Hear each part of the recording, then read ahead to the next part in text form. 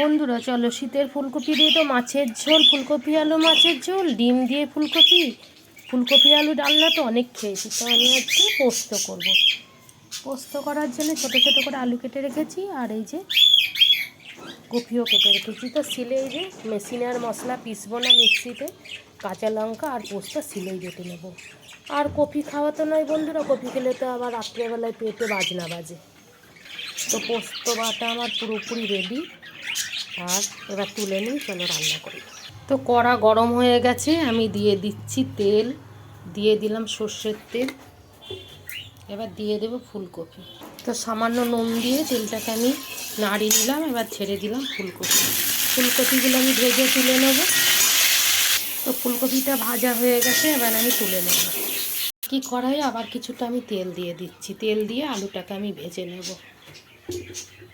গরম হয়ে গেছে, আলুটা আমি ছেড়ে দিলাম। এইভাবে অল্প নুন দিয়ে আলুটাকে আমি ভেজে নেব। তো আলুটা আমার ভাজা হয়ে গেছে, এবার আমি তুলে নেব। তো আলু ফুলকপি ভাজা হয়ে গেছে, এবার ফোড়নের জন্য দিয়ে দিচ্ছি একটা শুকনো লঙ্কা, আর দিয়ে দিচ্ছি কালো জিরে।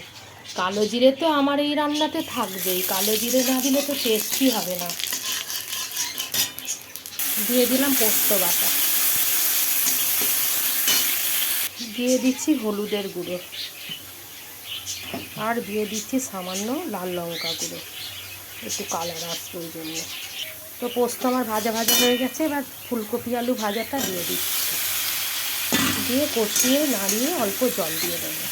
তো আমি অল্প জল দিয়ে দিয়েছি, এবার চাপা দিয়ে দেবো।